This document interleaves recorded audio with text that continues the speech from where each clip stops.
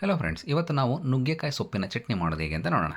ಇದಕ್ಕೆ ಒಂದು ಪಾತ್ರೆಯಲ್ಲಿ ಎಣ್ಣೆ ಹಾಕಿ ಸಾಸಿವೆ, ಜೀರಿಗೆ, ಕರಿಬೇವು, ಕಡಲೆಬೇಳೆ, ಉದ್ದಿನಬೇಳೆ, ಕಡಲೆಬೇಳೆ ಮತ್ತು ಉದ್ದಿನಬೇಳೆ ಕೆಂಪಗಾಗೋ ತನಕ ಫ್ರೈ ಮಾಡಿಕೊಂಡು, ಕೆಂಪಗಾದಮೇಲೆ ಇದಕ್ಕೆ ಹಸಿಮೆಣಸಿನಕಾಯಿ, ಶುಂಠಿ, ನುಗ್ಗೆ ಸೊಪ್ಪು ಚೆನ್ನಾಗಿ ತೊಳೆದಿಟ್ಟಿರೋದು ಹಾಕ್ಕೊಂಡು, ಬೆಳ್ಳುಳ್ಳಿ, ಈರುಳ್ಳಿ, ಹುಣಸೆಹಣ್ಣು, ಹಸಿ ಕೊಬ್ಬರಿ ಹಾಕ್ಕೊಂಡು ಚೆನ್ನಾಗಿ ಫ್ರೈ ಮಾಡಿಕೊಂಡು ಇದನ್ನು ಮಿಕ್ಸಿ ಜಾರಲ್ಲಿ ಹಾಕಿ ರುಚಿಗೆ ತಕ್ಕಷ್ಟು ಉಪ್ಪು ಹಾಕಿ ಫೈನ್ ಪೇಸ್ಟ್ ಆಗೋ ತನಕ ಗ್ರೈಂಡ್ ಮಾಡಿಕೊಂಡ್ರೆ ನುಗ್ಗೆ ಸೊಪ್ಪಿನ ಚಟ್ನಿ ಈಸ್ ರೆಡಿ. ಇದನ್ನು ಬಿಸಿ ಬಿಸಿ ಅನ್ನಕ್ಕೆ ತುಪ್ಪ ಹಾಕ್ಕೊಂಡು ಕಲಿಸ್ಕೊಂಡು ತಿಂತಾ ಇದ್ದರೆ ಆಹಾ, ಏನು ಹೇಳಿ, ಸಖತ್ತಾಗಿರುತ್ತೆ. ಈ ನುಗ್ಗೆ ಸೊಪ್ಪಲ್ಲಿ ಆ್ಯಂಟಿ ಆಕ್ಸಿಡೆಂಟ್ಸು, ವಿಟಮಿನ್ಸು, ಮಿನರಲ್ಸು ಯಥೇಚ್ಛವಾಗಿರುತ್ತೆ.